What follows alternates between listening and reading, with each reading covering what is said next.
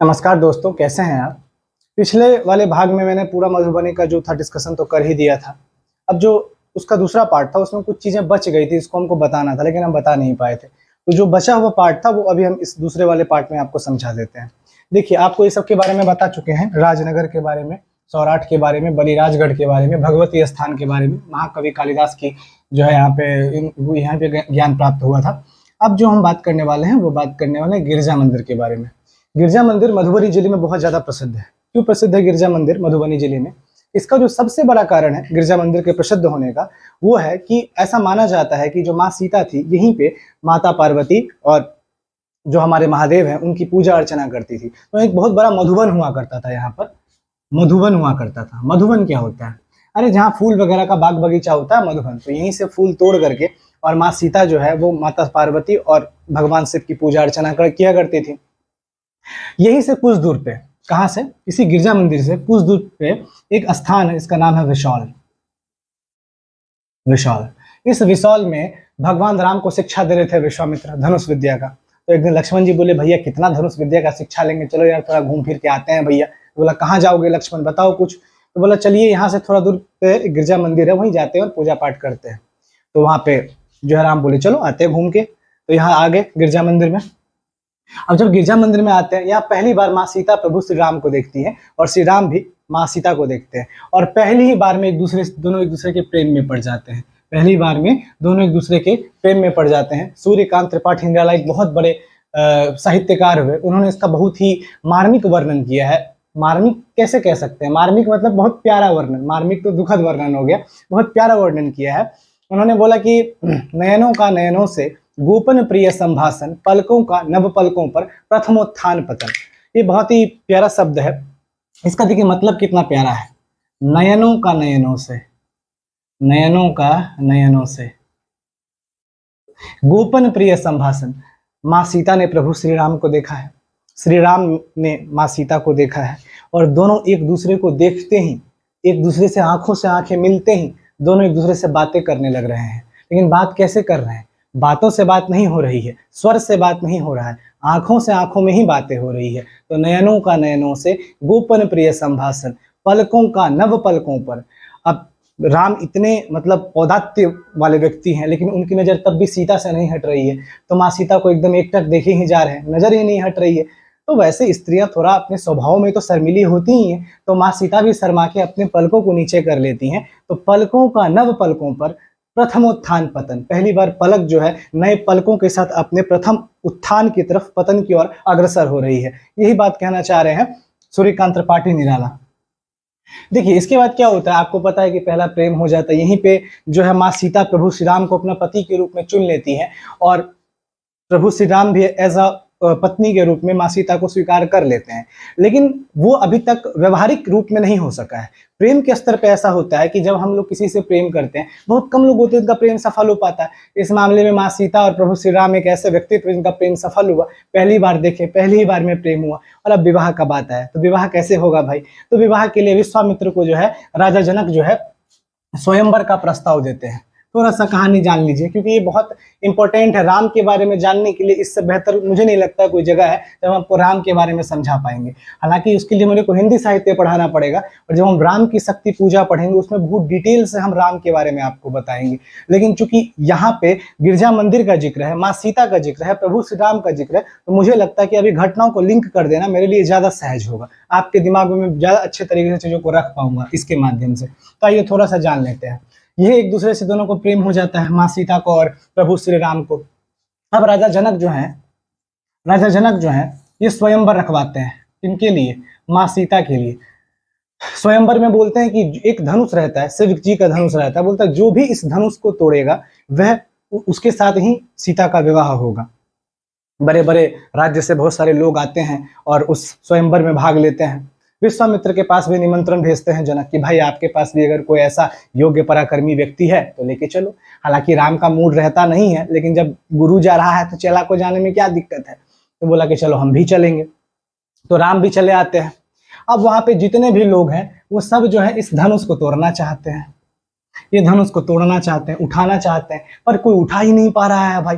इतना ताकतवर है धनुष कि उठा ही नहीं पा रहा, पूरा एकदम कचकचा के जान लगा दे रहा है, लेकिन इसके बाद भी नहीं उठा पा रहा है, तो सब थक गया है। अब जनक बोला कि भाई कैसे होगा, तो मेरी बेटी तो ऐसे अविवाहित रह जाएगी। तो थोड़ा जोश दिलाने के लिए, क्या यहाँ कोई ऐसा मर्द नहीं है जो धनुष उठाए? राम बोलते अरे भाई हम शांत बैठे, तो उसका क्या मतलब है, तुम हमको क्या समझ रहा है? उठे राम एकदम चौड़े में, इधर लिए धनुष से पकड़े, उठा के एक ही बार में जैसे ही प्रतिंचा चढ़ाए वैसे ही धनुष टूट गया बीच से, है ना। और इसके बाद दोनों का विवाह हो जाता है। जब राम और सीता का विवाह हो जाता है, राम सीता विवाह, देखिए मैं घटनाओं को एक एक तरीके से समझाता जा रहा हूं ताकि आप राम और सीता के व्यक्तित्व को बहुत बेहतर तरीके से समझ सकें, ठीक है। ये बहुत इंपॉर्टेंट है। नैतिक शिक्षा के विकास में राम से बढ़कर कोई आपको व्यक्ति नहीं मिलेगा अगर आपको अपनी मॉरल एडुकेशन को बूस्ट करना है तो। इसीलिए हम इस प्रसंग को यहाँ पे लेके आ रहे हैं, इतना विश्लेषण करके आपको बता रहे हैं, वरना हम गिरजा मंदिर बता करके यहीं पे एक दूसरे से प्रेमों में आगे बढ़ जाते, मेरे को कोई प्रॉब्लम नहीं था।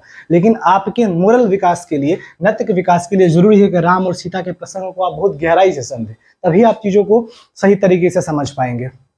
तो अब राम और सीता को जो है यहाँ पे क्या हो गया, विवाह हो गया। राम सीता का विवाह हो गया। राम सीता के विवाह होने के बाद आपको पता है कि 14 साल का वनवास मिल जाता है, 14 वर्ष का वनवास मिल जाता है प्रभु श्री राम को। जब 14 साल का वनवास मिलता है तो वनवास का सबसे बड़ा रीजन ये होता है कि जो केकई होती है, दशरथ की 3 पत्नियां होती है, उनमें से जो दूसरी पत्नी होती है केकई, जिसको बिचली वाली पत्नी, मझली पत्नी कहा जाता है, उसको कभी दशरथ ने वरदान दिया था कि जब भी तुमको कुछ जरूरत होगी तो मेरे से तुम मांग सकती हो। तो केकई ने बोला कि भरत को मैं चाहती हूँ कि वो राजकुमार बने और राम को 14 साल का वनवास हो। तो यहाँ से 14 साल का वनवास मिल जाता है राम को। अब राम को ही सिर्फ वनवास मिला है, माँ सीता को तो वनवास नहीं मिला है, लेकिन इसके बावजूद भी माँ सीता राम के साथ जाना चाहती है। जब राम के साथ माँ सीता जाना चाहती हैं तो कोई भी पति नहीं चाहेगा कि जिस दुखद स्थिति में हम हैं और जिस स्थिति में हम पहुंचने वाले हैं वहां पे कोई वैसी लड़की जाए जो कि राज परिवार से बिलोंग करती है। सीता कोई सामान्य व्यक्ति नहीं है, कोई मध्यम वर्गीय परिवार से नहीं आती है, कोई निम्न परिवार से नहीं आती है। विदेह राज की कौन है, पुत्री है, विदेह राज की, राजा जनक की पुत्री है कि नहीं? तो मजाक की बात है क्या कि कोई राजा की बेटी और आपके साथ जंगल में चले, वो भी पैर में काटे चुभाए? संभव ही नहीं है। तो यही चीज राम समझाते कि देख यार सीते, तू मेरे साथ मत चल, तू मेरे साथ मत चल सीते, तेरे को बहुत कष्ट होगा, तेरे को बहुत ज्यादा कष्ट होगा, मेरे साथ मत चलो तुम। सीता कहती कि अच्छा ऐसा करिए ना, आप मेरे को लेके ही नहीं जाना चाहते हैं, वरना अगर मैं जाने की इच्छुक हूं तो आप मेरे को क्यों रोक रहे हैं ले जाने से, आपको लेके चलना चाहिए। तो यही बात जो है कहते हैं। तो इस पे राम बहुत प्यारा जवाब देते हैं। राम क्या कहते हैं? राम कहते हैं कि वन छोड़ सीते, वन तो छोड़ो, तेरे लिए तो, मेरे लिए तो तेरे साथ स्वर्ग भी जाना संभव नहीं है। मतलब वन छोड़, मेरे लिए तो तेरे साथ स्वर्ग भी जाए बिना संभव नहीं है। मतलब स्वर्ग भी अगर मैं जाऊंगा ना तो तुमको साथ लेके जाऊंगा, वरना स्वर्ग भी आएगा तो मैं नहीं जाऊंगा। सीधा सिंपल सा बात। कितना प्यारा बात राम कहते हैं अपनी सीता के लिए। इसके बाद राम और सीता जो है दोनों जो है वनवास के लिए प्रस्थान करते हैं, और साथ में भाई लक्ष्मण भी चलता, बोला भैया हमको कैसे छोड़ दोगे तो लक्ष्मण को भी साथ में ले लेते हैं। अब देखिए कहानी कैसे आगे बढ़ती है।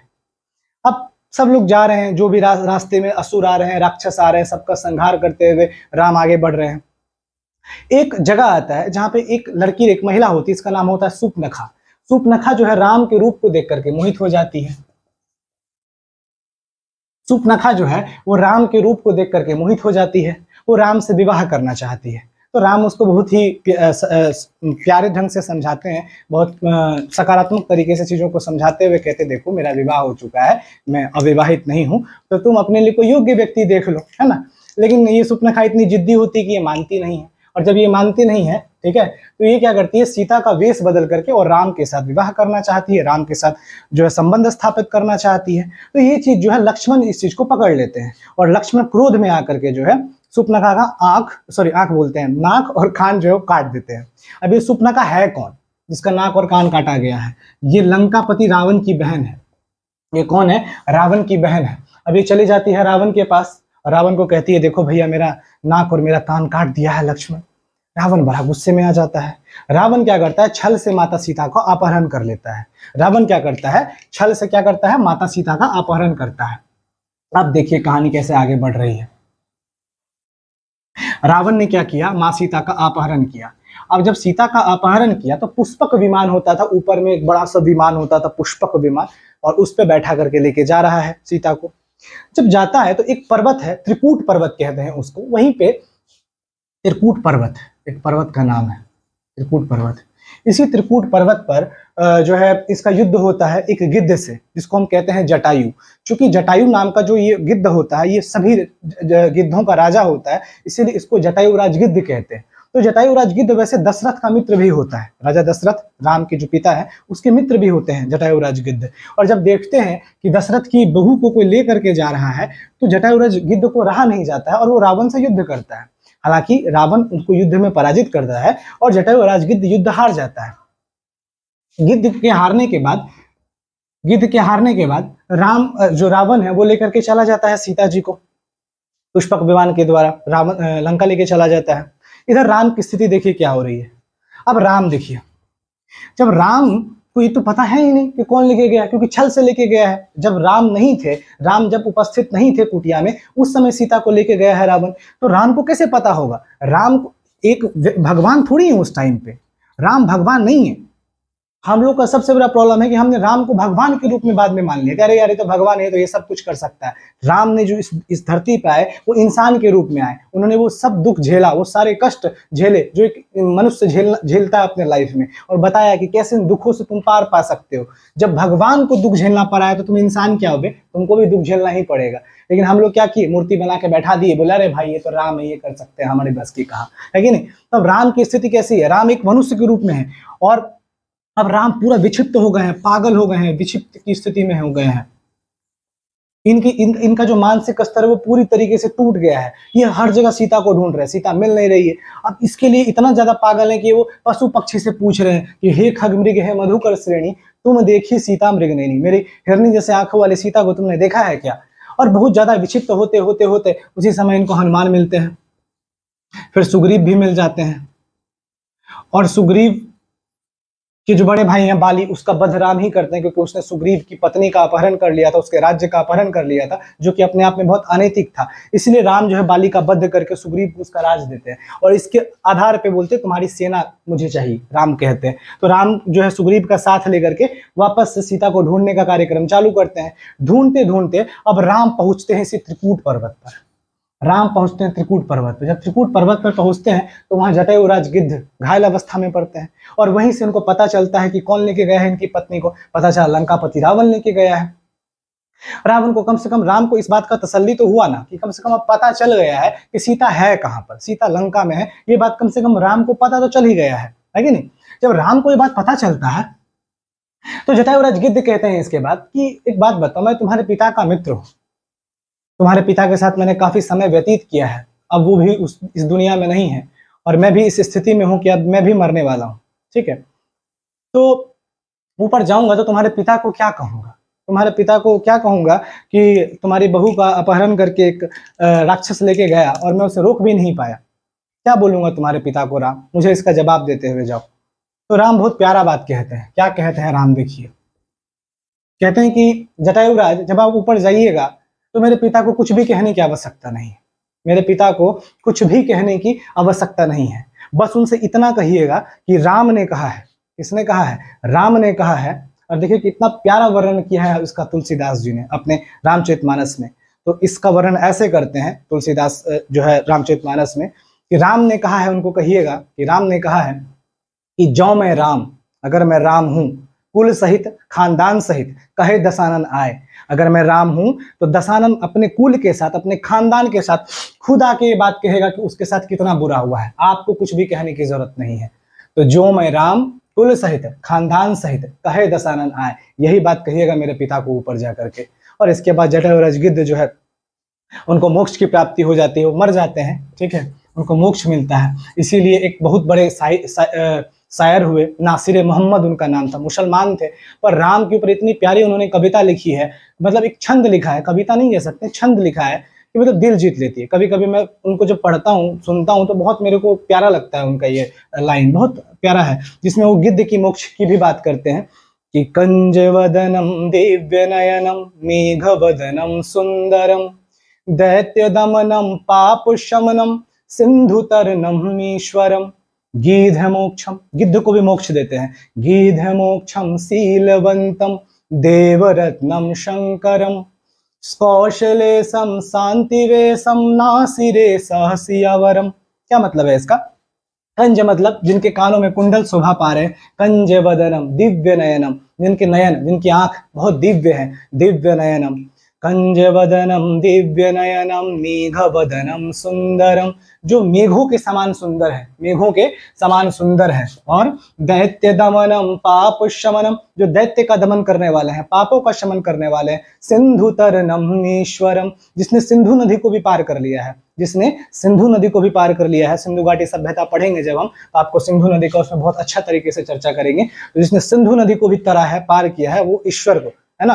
तो सिंधु तरनम ईश्वरम गीध मोक्षम, जो गिद्ध को भी मुक्ति देते हैं, जो गिद्ध को भी मुक्ति देते हैं। गीध मोक्षम शीलवंतम, जिनमें बहुत सील है, जो बहुत विचारवान है, बहुत शांत रहते हैं, जिनमें बहुत औदात्य है। शीलवंतम देवरत्नम शंकरम, जो भगवान शंकर के लिए देवों में रत्न के समान है ना।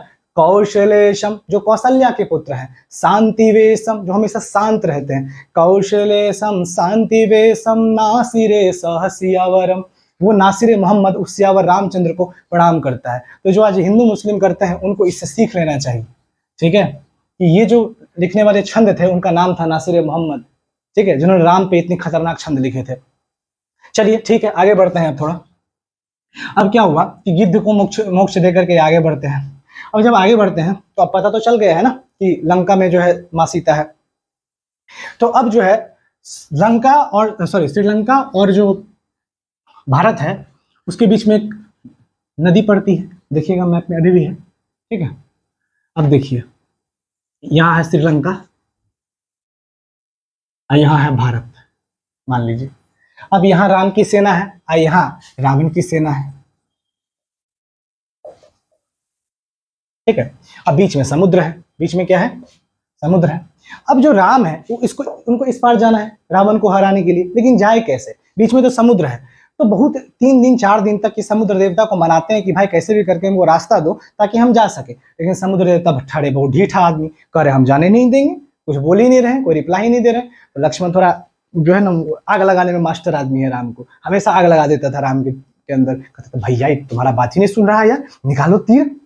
राम बोलता अच्छा यार ऐसा है क्या, निकाले तीर, इस पूरा समुद्र सुखा देंगे साला, कैसे बात नहीं सुनेगा। जैसे ही तीर चढ़ा के प्रत्यंचा पे डालते हैं, तीर लेके प्रत्यंचा पे डालते हैं, वैसे ही प्रकट हो जाते हैं समुद्र देवता। कहते हैं सॉरी राम जी, थोड़ा हम बिजी थे इधर उधर के कार्यों में, इसीलिए नहीं आ पाए। लेकिन कोई बात नहीं, आपकी जो वानर सेना है जब पत्थर फेंकेगी पानी के अंदर तो वो पत्थर तैरने लगेगा, ऐसा मैं जो है शक्ति देता हूँ। और इसके बाद जो वानर सेना पत्थर फेंकती है वो तैरने लगती है। उसी को राम सेतु आज के नाम पे जाना जाता है। जब आप नासा के सेटेलाइट से देखेंगे तो वो सेतु आज भी आपको दिखेगा, राम सेतु, ठीक है।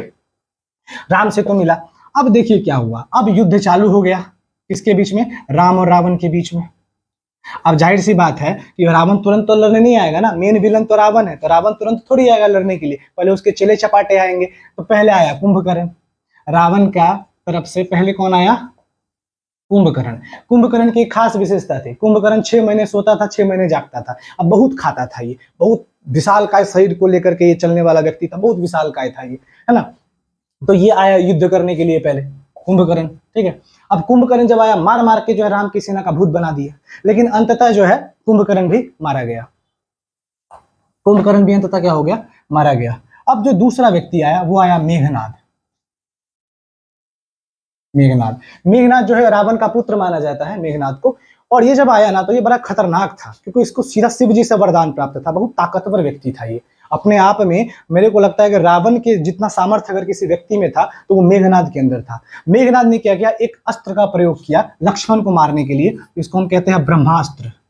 ब्रह्मास्त्र का प्रयोग किया। हालांकि लक्ष्मण के पास भी ब्रह्मास्त्र था, और अगर लक्ष्मण भी उसके प्रयोग में, उसके प्रतिक्रिया में, मेघनाद की प्रतिक्रिया में अगर लक्ष्मण भी ब्रह्मास्त्र का प्रयोग कर देते तो पूरा पृथ्वी का विध्वंस हो जाता, क्योंकि ब्रह्मास्त्र बहुत ताकतवर अस्त्र माना जाता है। तो यहाँ पर क्या हुआ कि इन्होंने क्या किया, मेघनाद का जो है लक्ष्मण ने ब्रह्मास्त्र को झेला, अपना प्रतिक्रिया में इन्होंने ब्रह्मास्त्र का प्रयोग नहीं किया, और जैसे ही लक्ष्मण को ब्रह्मास्त्र लगा लक्ष्मण मूर्छित हो गए। ऐसी, और ये कोई सामान्य मूर्छा नहीं थी, ये ऐसी मूर्छा थी जहां व्यक्ति मरने की स्थिति में पहुंच जाता है, मरने ही वाले हैं लक्ष्मण। जब मरने वाले हैं तो सोचिए कि बड़ा भाई है कोई, उसका छोटा भाई उसके सामने मर रहा है, कैसा लग रहा होगा सोचिए। छोटा भाई मर रहा है बड़ा भाई के सामने, उस समय की कल्पना करिए, कैसा मन विक्षिप्त हो गया होगा राम का, कि जिसको अपने हृदय से भी लगा के रखा था राम ने, आज वो उनके सामने ही दम तोड़ रहा है। बहुत ज्यादा ही मार्मिक जो है इसका वर्णन किया है। राम पूरा तरप तरप के, कलप कलप के रोने लगते हैं। और देखिए यहाँ पे तुलसीदास के मुंह से, तुलसीदास राम के मुंह से कितना खतरनाक एक शब्द निकलवाते हैं। क्या बोलते हैं, जब देखता है ना कि अब लक्ष्मण जी नहीं पाएगा, जब राम इस चीज को देखते हैं तो बहुत एक अच्छा शब्द कहते हैं।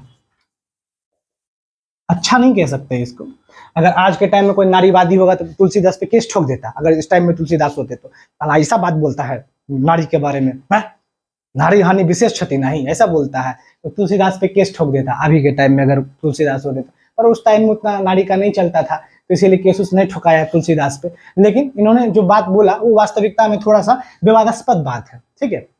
हर कभी अपने आप में, अपने समय में कुछ ना कुछ ऐसी बातें तो बोलता ही है जो विवादास्पद हो, तो तुलसीदास ने भी बोला है, और इसके लिए तुलसीदास का बहुत ज्यादा क्रिटिसाइज भी किया जाता है। लेकिन हमको लगता है कि उस परिस्थिति में वो बात अगर राम के मुंह से उन्होंने बुलवाया है तो कोई गलत बात नहीं बुलवाया है, वो उस परिस्थिति की डिमांड थी। वो सुन लीजिए वो बात क्या बोला है इन्होंने।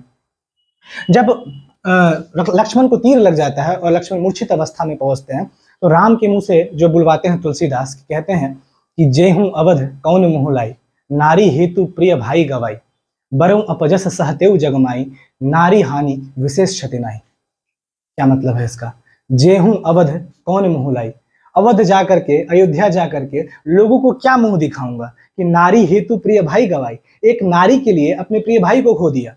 बरऊ अपजस सहतेउ जगमाही, अगर दुनिया मुझे ये अपयश भी दे देती कि राम शक्तिशाली नहीं था, राम योग्य नहीं था, इसलिए वो सीता को बचा नहीं पाया, रावण से छुड़ा नहीं पाया, क्योंकि उसके अंदर पुरुषार्थ नहीं था राम के अंदर, तो मैं ये अपयश भी स्वीकार कर देता।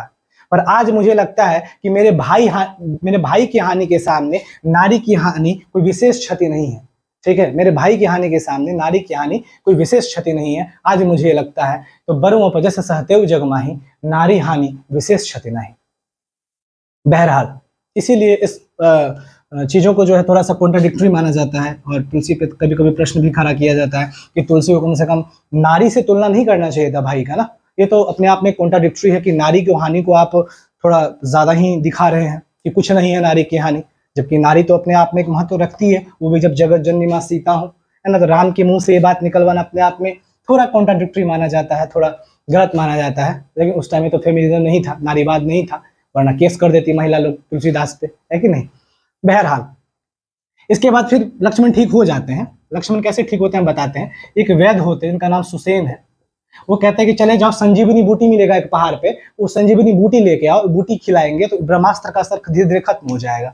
अब जब उसको बूटी लाने के लिए हनुमान जी को भेजा जाता है, और हनुमान जी हैं थोड़ा मतलब अजीब टाइप के, इनको मतलब कैसे आपको समझा, हनुमान जी ताकतवर है, बहुत ताकतवर है, ताकत में कोई बलिष्ठ भुजा है उनकी, है ना, अजानुबाहु है। लेकिन एक चीज का दिक्कत है उनके अंदर, दिक्कत ये कि जल्दी सोचते समझते नहीं चीजों को। बस गए वहां पे, देखा संजीवनी बूटी, कितना सारा बूटी पड़ा हुआ है, इसमें से सारा संजीवनी कौन है, दिमाग में मुझे समझ में आया नहीं, पहाड़ पे उठा के लेके आएगा, लो उसे देखो कौन है, सब संजीवनी बूटी निकाल लो, ठीक है। तो इस तरह के हैं हनुमान, ठीक है, ज्यादा दिमाग नहीं लगाते हैं, बस फाड़ दो, चीर दो, मार के फाड़ दो। इसलिए जो बॉडी बिल्डर्स होते हैं, देखिएगा जब जिम में जाइएगा कभी, देखिए एकदम पूरा हनुमान जी गदा लेके एकदम खड़ा है, जय हनुमान जी, जय, फाड़ देंगे, तो है। उसमें कुछ बॉडी बिल्डर्स ऐसे होते हैं, कुछ नए नए लड़के को मैं देखता हूँ, मैं भी थोड़ा जिम करता हूँ, हाथ बात सब तोड़वा लेता है अपना हनुमान जी का भक्ति के चक्कर में। अरे भाई हनुमान जी का भक्ति करो यार, लेकिन अपने क्षमता के अनुसार ही तो वजन उठाओगे।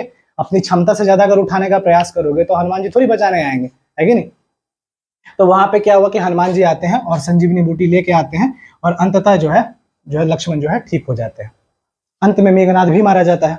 अब जो मुख्य, यहीं से कहानी का मेन शुरुआत होता है, राम और रावण का युद्ध, अंधकार से प्रकाश की ओर जो पूरा विवरण है अब आपको मैं बताना जा रहा हूँ। ये सब तो बस एक पृष्ठभूमि थी, जब तक आप इसको नहीं समझते, आप राम रावण के युद्ध के महत्व को नहीं समझ सकते थे, है ना। तो अब देखते हैं राम रावण युद्ध के बारे में। अब देखिए क्या हुआ, सारे लोग मारे जा चुके हैं, अब अंतिम युद्ध है, राम रावण युद्ध। अब इस युद्ध में क्या हुआ देखिए, अब रावण आता है युद्ध करने के लिए। जब रावण आता है ना युद्ध करने के लिए, तो वानर सेना में खलबली बच जाती है। जब मारता है ना रावण, दौड़ा दौड़ा के मारता है, भूत बना देता, बंदर बना देता है, मार मार कर ऐसा मारता है रावण। ठीक है, इतना ताकतवर रहता है। दशानन मजाक है क्या? रावण को क्या समझ के रखे हैं आप? हैं? महादेव का इतना बड़ा भक्त है, शिव तांडव का रचना कर दिया, जटाटवी गलत जल प्रवाह पावित स्थले गले विलंब लंबितांग भुजंग तुंग मालिकाम डमट डमट डमट निनाद वट डमट डबर भयंग चकार चंड तांडव तनो तुना शिव शिवम। ये जो पूरा रचना है इन्होंने किया है, रावण ने ही किया है शिव तांडव स्रोत की रचना, है कि नहीं? तो इतना खतरनाक व्यक्ति, इतना ज्ञानी व्यक्ति है, ब्रह्म ज्ञानी व्यक्ति है, और वो आ रहा है युद्ध करने के लिए, तो मजाक बुझ रहे हैं क्या उसको? है रावण जब आता था मार मार के वानर सेना का भूत बना देता है। राम परेशान। एक युद्ध का एक सिस्टम होता है, पहले के टाइम में ऐसा होता है कि युद्ध का जो शुरुआत होगा वो सूर्योदय से होगा, सूर्योदय से होगा। उस टाइम में क्या होगा? शंख बजाएगा और शंखनाद के साथ जो है युद्ध की शुरुआत होगी, और जब सूर्यास्त हो जाएगा,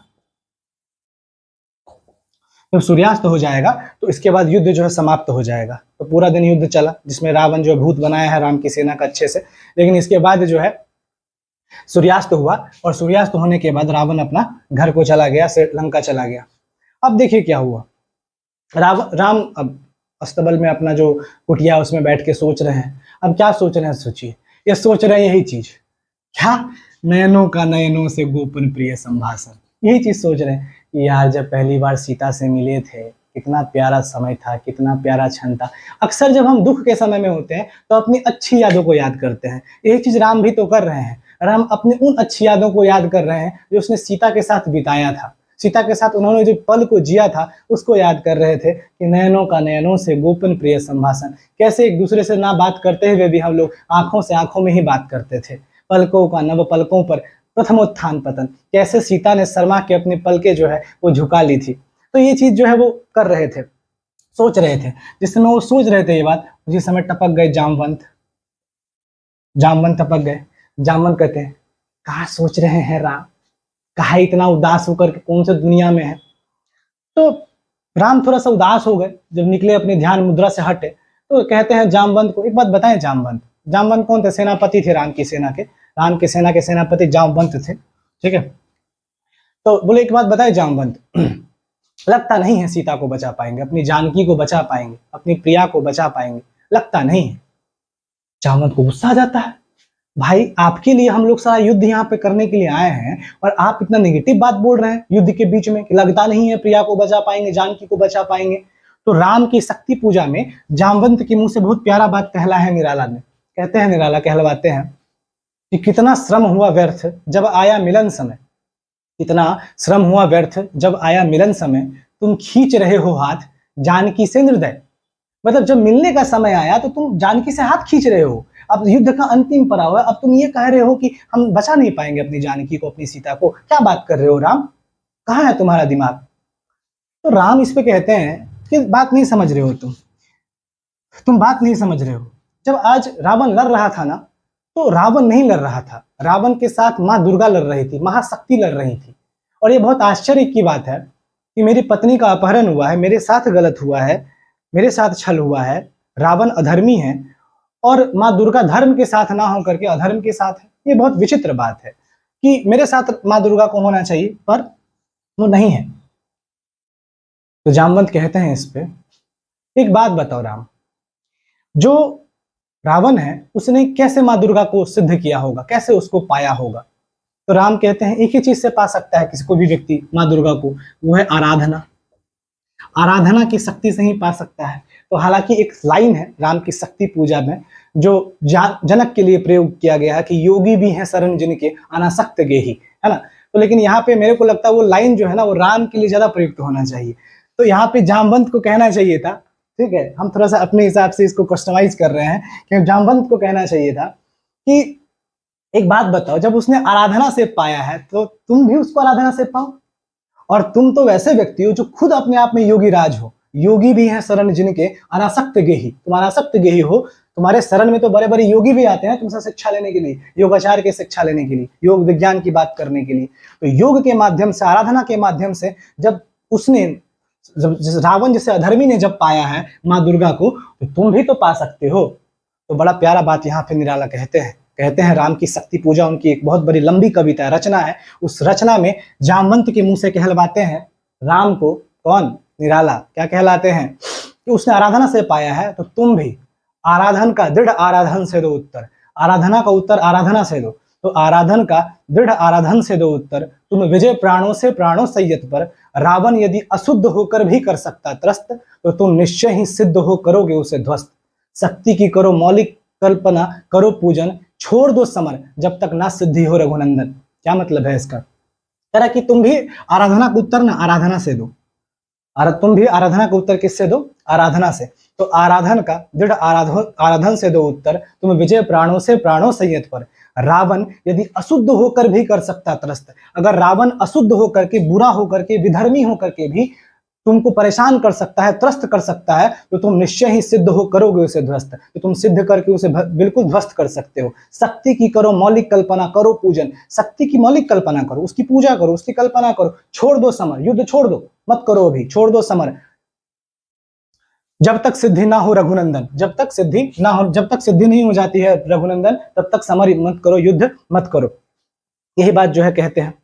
अब इसके बाद फिर पूरा डिस्क्रिप्शन बताते हैं कि ठीक है, तब तक जब तक तुम जो है सिद्धि करोगे, आराधना करोगे, तब तक हम संभालेंगे युद्ध को, तब तक हम लोग नेतृत्व करेंगे, तुम बस सिद्धि करो, तुम्हारा ध्यान इधर नहीं होना चाहिए।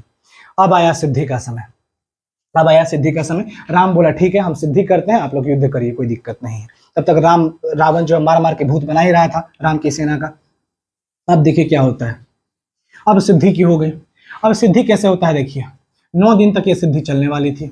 हम लोग जो मनाते हैं ना नवरात्रि, इसलिए भी मनाते हैं क्योंकि 9 दिन तक राम ने जो है वो सिद्धि किया था।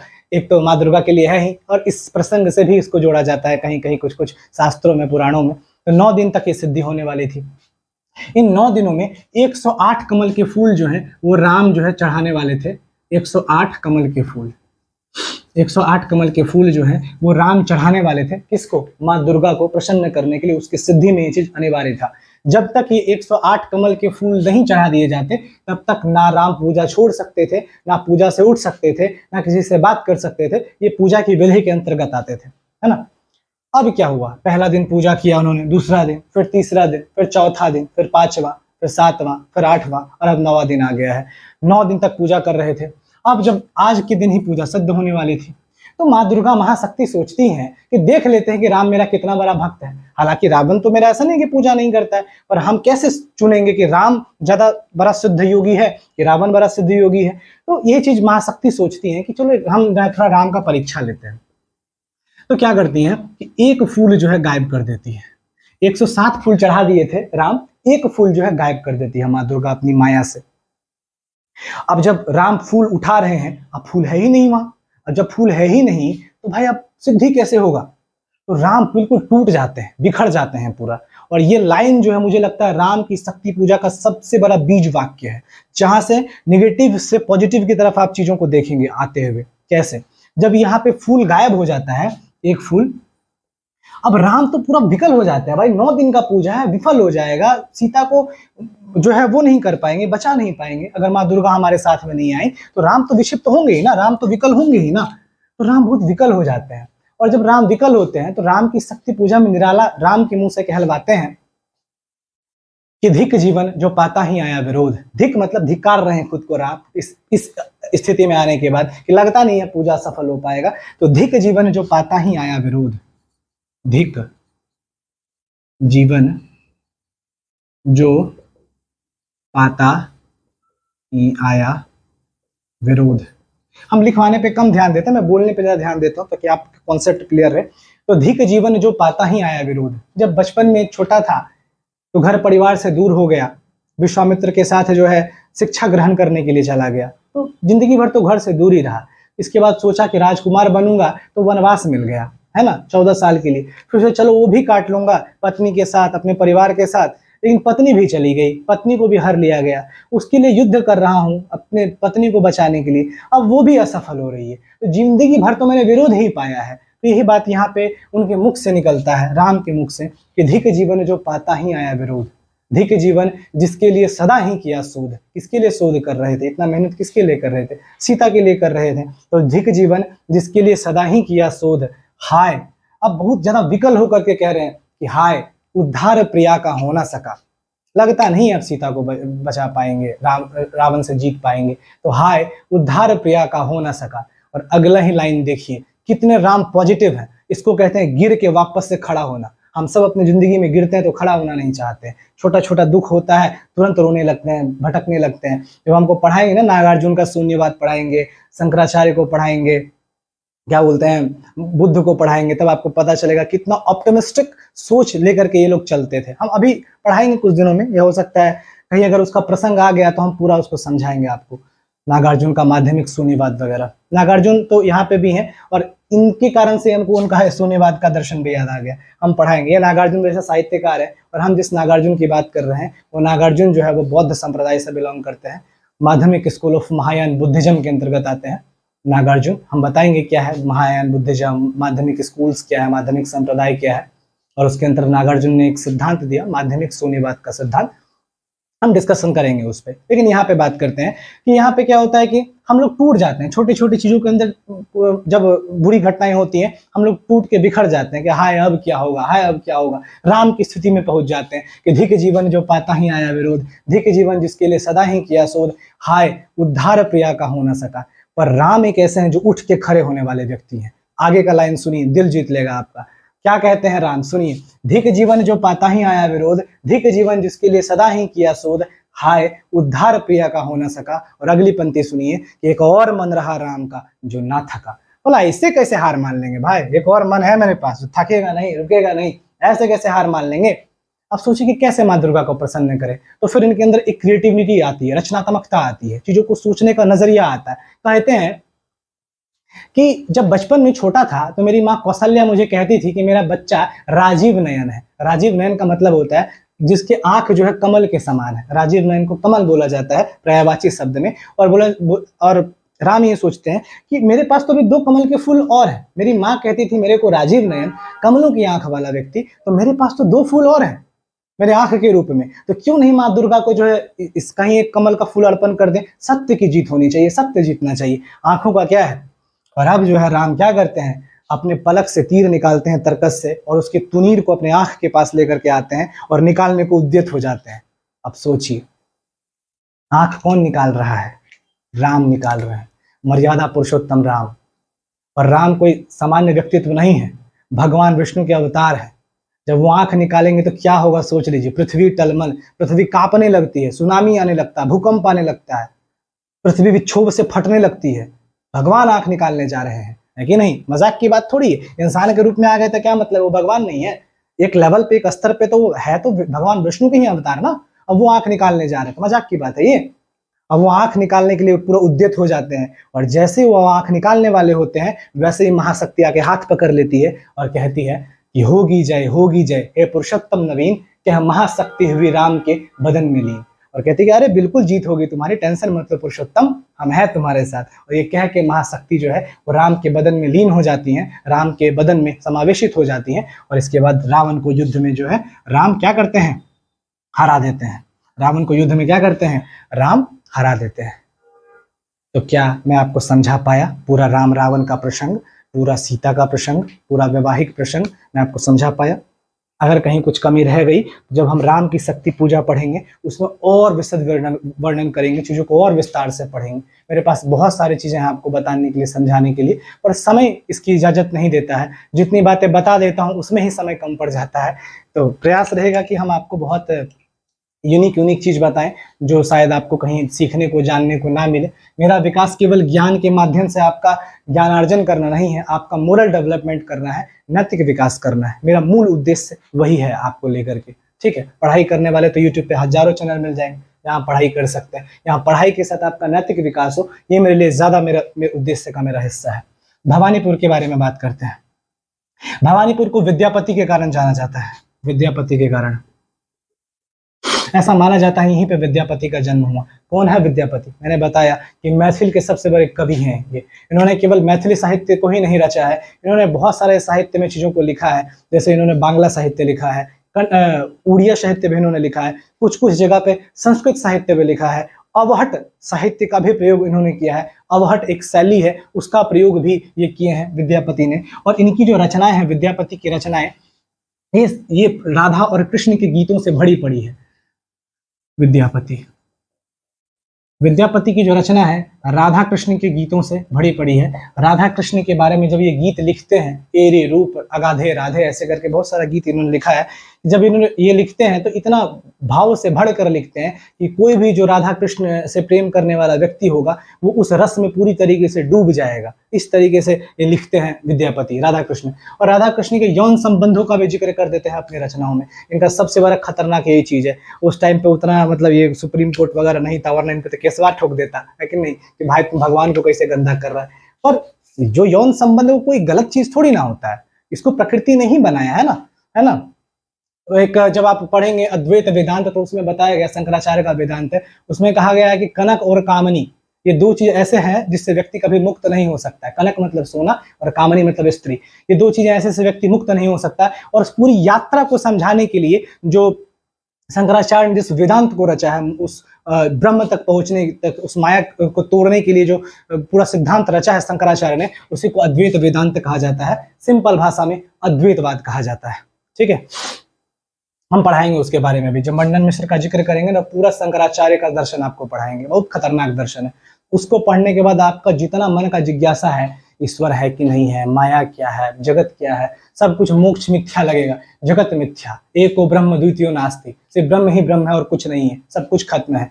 ठीक है, तत्त्वमसि अहम ब्रह्मस्मि, मैं ही ब्रह्म हूँ, तत्त्वमसि तुम भी ब्रह्म हो, ये सब पूरा एकदम जगत आपको एकदम सुना सुना लगेगा, कुछ भी नहीं है इस दुनिया में, सब ऐसे ही है। बस हम तो बस इस जगत में बस कुछ नहीं है, बस एक प्रतिबिंब है, बस जगत का हिस्सा है, बस माया है सब। हम आपको बताएंगे, ठीक है, शंकराचार्य के बारे में पढ़ाते हुए। तो राधा कृष्ण का इन्होंने बहुत ज्यादा जो है जिक्र किया है, राधा कृष्ण के बारे में इनकी बहुत सारी रचना इन्होंने लिखी है राधा कृष्ण के ऊपर।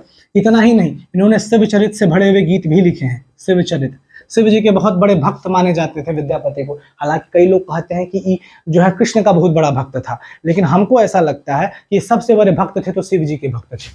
ठीक है, कई लोग कहते हैं कि मतलब कृष्ण के बहुत बड़े भक्त रहे हैं, लेकिन हमको लगता है कि शिव जी के ज्यादा बड़े भक्त हैं। शिव जी इसके भक्ति से इतना प्रसन्न थे विद्यापति के कि शिव जी एक रूप लिए मनुष्य का, जिसको उगना कहते हैं, और उगना के रूप में विद्यापति की सेवा करने के लिए आ गए कि भाई तू इतना बड़ा हमारा कैसे भक्त हो सकता है, हम तेरा सेवा करेंगे भाई।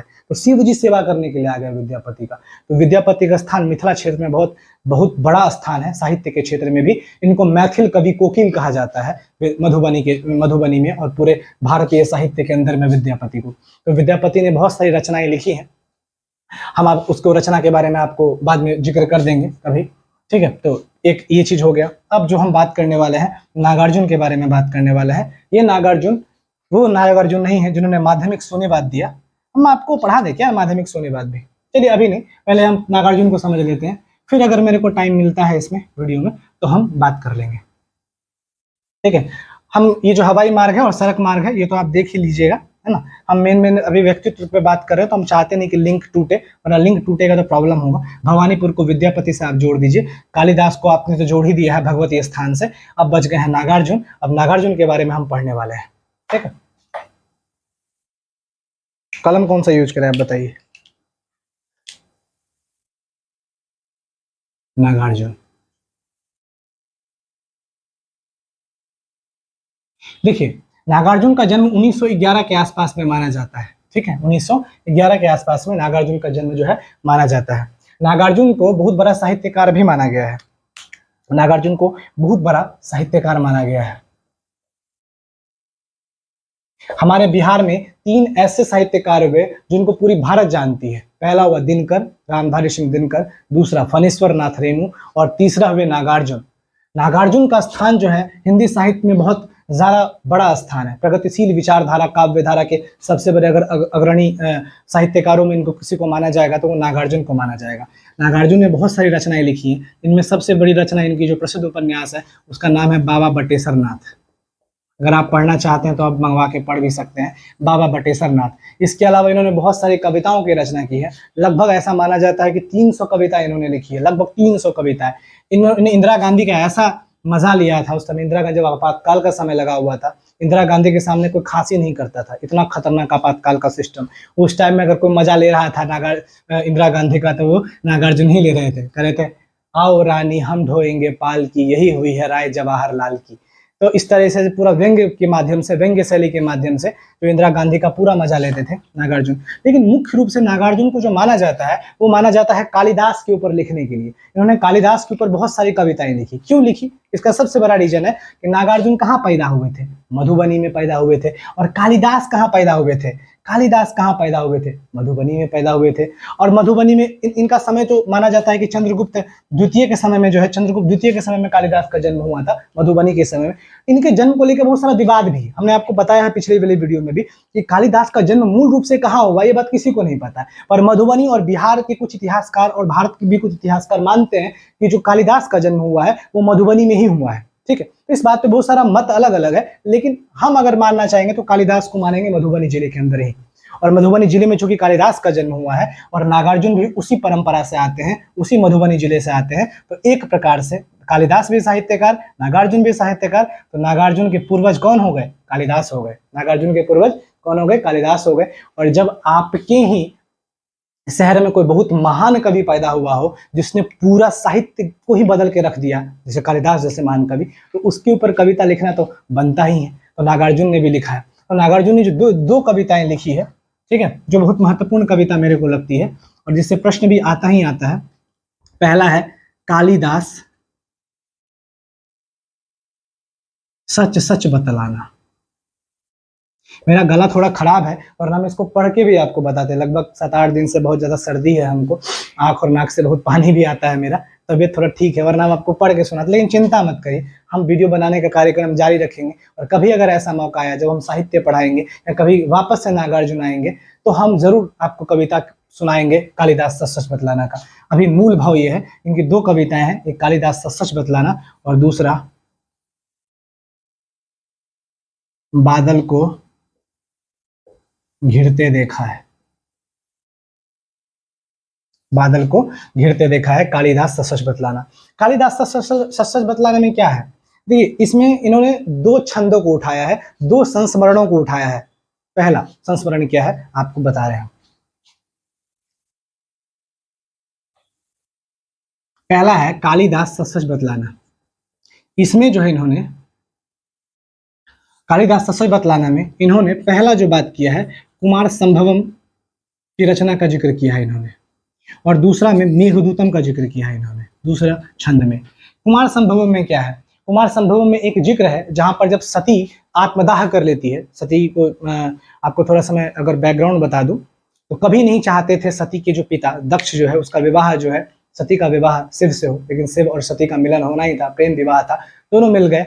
एक बार क्या हुआ कि राजा दक्ष ने जो है एक बहुत बड़ा यज्ञ रखा और उस यज्ञ में उसने जो है शंकर जी को आमंत्रित नहीं किया। इस बात से बहुत ज्यादा कुपित हो गई सती और वो चली गई अपने पिता के पास, बोली कि आप मेरे पति को का इस तरह से अपमान नहीं कर सकते हैं। वहां पे ना सिर्फ राजा दक्ष ने शंकर जी का अपमान किया अपितु सती का भी बहुत घनघोर अपमान किया और इसी कारण से सती उन सब के सामने आग में जल करके आत्मदाह कर ली। ठीक है, और आत्मदाह के बाद इतना ज्यादा कुपित हो गए शंकर जी, उन्होंने तो दक्ष का सर काट ही दिया था। इसके बाद ये चले गए समाधि में, एक तपस्या में चले गए, घोर तपस्या में। लेकिन इनको तो मिलना ही था, शिव का जब तक शक्ति से मिलन नहीं होगा तो संसार पूर्ण कैसे होगा। तो पार्वती के रूप में वापस सती का जन्म होता है जो हिमावन की पुत्री होती हैं और वो बार बार प्रयास करती हैं कि शंकर जी की तपस्या को तोड़ करके इनको समाधि से बाहर निकल आए, लेकिन निकल ही नहीं रहे हैं शंकर जी। वैसे समय में कामदेव को बुलाया जाता है। कामदेव को काम शस्त्र का जनक भी बोला जाता है, कामदेव को काम शास्त्र का जनक बोला जाता है। ये काम उत्पन्न करते थे, वासना उत्पन्न करते थे। जिस भी हम मनुष्य के अंदर जो वासना आती है ऐसा माना जाता है उनके जो देवता ये कामदेव भी है। तो कामदेव को ये काम दिया जाता है कि आप शिव का जो है ध्यान को तोड़ो, उनको समाधि से बाहर लाओ। जो कामदेव उसकी पत्नी होती है, उसकी पत्नी का नाम रति होता है। उसकी पत्नी का नाम क्या होता है? रति होता है। कामदेव पूरा प्रयास करते हैं और इस प्रयास में वो शिव जी का ध्यान तोड़ भी देते हैं, पर जब शिव जी का ध्यान टूटता है तो इतने क्रोधित हो जाते हैं कि उनका तीसरा आंख खुलता है और तीसरे आंख से इतनी ज्यादा एनर्जी क्रिएट होती है, इतनी ऊर्जा निकलती है कि कामदेव को जला के ही भस्म कर देते हैं। जब कामदेव जल के भस्म हो जाते हैं तो रति को बहुत दुख होता है, क्योंकि पत्नी होती है ना, कोई भी पति जल के मर गया किसी का तो पत्नी को दुख नहीं होगा, तो रति को बहुत दुख होता है। तो रति बहुत ज्यादा रोने लगती है। तो रति इतना क्रंदन करने लगती है, इतना रोने लगती है कि महादेव को दया आ जाता है रति पे और फिर रति को बोलते हैं कि कोई बात नहीं, अगले जन्म में फिर से कामदेव का जन्म होगा, टेंशन मत लो प्रिय, है ना। और फिर अगले जन्म में कामदेव का जन्म होता है और फिर रति मिलती है। इसी चीज का जिक्र जो है वो कालिदास जो है कुमार संभवम में किए हैं, और इतना सूक्ष्म वर्णन किए हैं कुमार संभव में कालिदास इस प्रसंग का कि कोई भी व्यक्ति जो मौलिक व्यक्ति होगा, जो भावनात्मक व्यक्ति होगा, वो इस प्रसंग को पढ़ने के बाद जरूर जो है उसके आंख में आंसू आ जाएंगे, वो भावुक हो जाएगा। अब कालिदास सच सच बतलाने में यही चीज नागार्जुन जो है वो कालिदास से पूछते हैं। क्या बोलते हैं? कालिदास का खूब मजा लेता है नागार्जुन। कालिदास कहते हैं कि कालिदास सच सच बतलाना कि शिवजी की तीसरी आंख से निकली हुई महाज्वाला में घृत मिश्रित सूखी समिधासम कामदेव जब भस्म हो गया, रति का क्रंदन सुन आंसू से तुमने ही तो दृग धोए थे। कालिदास सच सच बतलाना, रति रोई या तुम रोए थे? ये बताओ कि ये जो रति रो रही थी कुमार संभव में तुमने जो जिक्र किया, ये रति रो रही थी कि तुम रो रही थी? क्योंकि तुम्हारा इतिहास रहा है कि तुमने कभी प्रेम नहीं किया है। तो जब तुमने प्रेम नहीं किया है भाई, तो इतना खतरनाक, इतना मार्मिक वर्णन तुमने कैसे किया, हमको बताओ कालिदास। अब कालिदास तो है नहीं इनको बताने के लिए, लेकिन होते तो जरूर बता देते बाबा नागार्जुन, टेंशन मत लीजिए आप, है ना।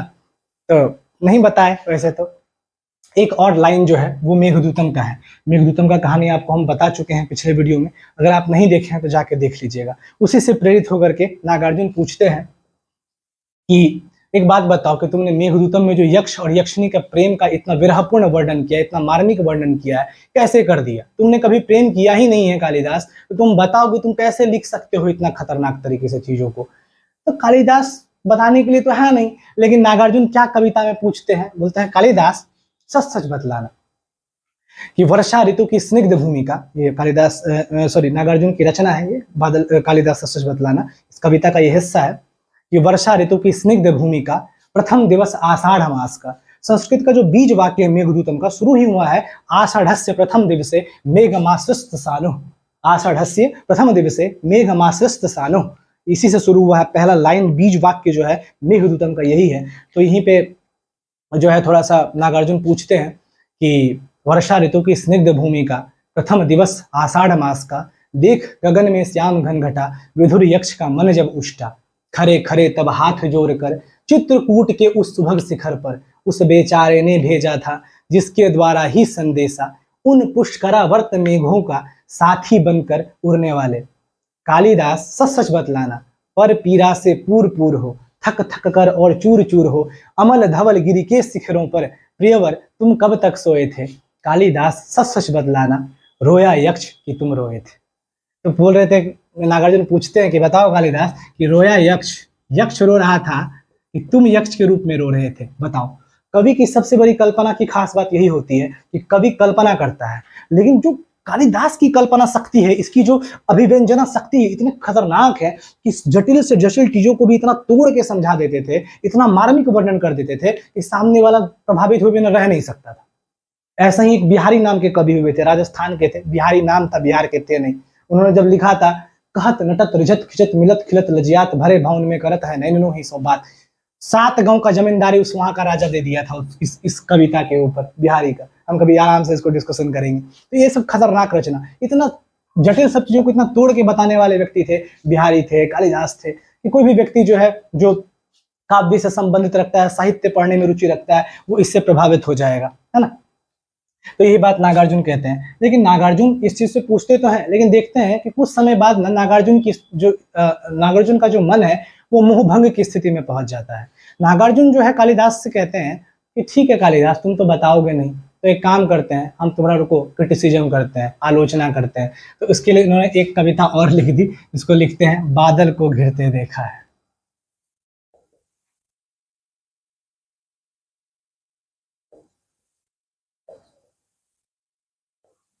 बादल को घिरते देखा है। बादल को घिरते देखा एक बहुत लंबी कविता है, ठीक है, इसका बहुत सारा लाइन है, लेकिन हम मूल लाइन वो आपको बताना चाहते हैं जो मेघदूतम से संबंधित है, क्योंकि वहाँ कालिदास की बात हो रही है तो ज्यादा बातों को घुमाना सही नहीं रहेगा। तो मेघदूतम का कि इसमें लाइन जो एक लिया गया है कि पहले में तो कालिदास से पूछ रहे हैं नागार्जुन कि बताओ कि जो है कालिदास सबसे बतलाना, यक्ष रो रहा था कि तुम रो रहे थे, रति रो रही थी कि तुम रो रहे थे। लेकिन दूसरे जो इस वाले कविता में कालिदास से नागार्जुन का मोह भंग होते हुए दिखता है। कालिदास नागार्जुन लिखते हैं इस कविता में, बादल को घिरते देखा में, ये सत्य के थोड़ा ज्यादा करीब पहुंच जाते हैं। बादल को घिरते देखा कविता में यथार्थवाद को ये प्रतिस्थापित करते हैं बादल को घिरते देखा है के माध्यम से।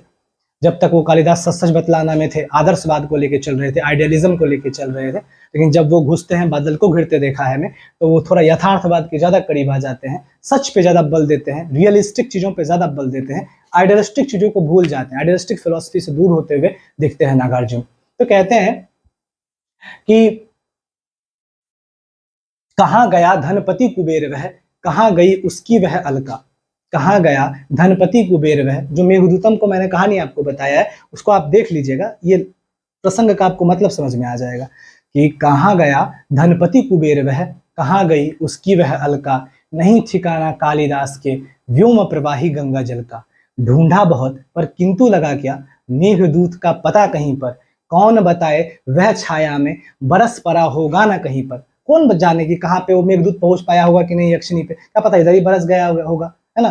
तो कौन बताए वह छाया में बरस पड़ा होगा ना कहीं पर। जाने दो वह कवि कल्पित था, जाने दो वो कवि की कल्पना थी, जाने दो वह कवि कल्पित था। मैंने तो भीषण जारों में, मैंने तो भीषण जारों मतलब सर्दी में, मैंने तो भीषण जारों में महामेघ को झंझानील से, झंझानील मतलब क्या होता है, बिजली, तो महामेघ को झंझानील से गरज गरज भिड़ते देखा है, बादल को घिरते देखा है, बादल को घिरते देखा है। तो यही बात यहाँ पे नागार्जुन देखिए ना कैसे मोह भंग की स्थिति में पहुंच जाते हैं कि कहाँ गया धनपति कुबेर वह, कहाँ गई उसकी वह अलका। कहाँ है वो अलकापुरी नगरी, यहाँ पे पूछ रहे हैं ना, क्वेश्चन खड़ा कर दे रहे हैं ना कालिदास के ऊपर। कहाँ गया धनपति कुबेर वह, कहाँ गई उसकी वह अलका। नहीं ठिकाना कालिदास के व्योम प्रवाही गंगा जल का। ढूंढा बहुत पर किंतु लगा क्या, मेघदूत का पता कहीं पर। कि मेघदूत कहाँ है, कुछ पता लगा तुमको, कहीं कहाँ पहुंचा मेघदूत, नहीं। कौन बताए वह छाया में बरस पड़ा होगा ना कहीं पर, क्या पता इधर उधर कहीं बरस गया होगा, यक्षिणी तक संदेश पहुंचा ही नहीं पाया होगा यक्ष का। कि जाने दो वह कवि कल्पित था, मैंने तो भीषण जारों में महामेघ को झंझानील से गरज गरज भिड़ते देखा है, बादल को घिरते देखा है, बादल को घिरते देखा है। मैं 2-3 बार इसलिए रिपीट कर देता हूँ तो याद हो जाए, चीजें समझने में आपको आसानी हो।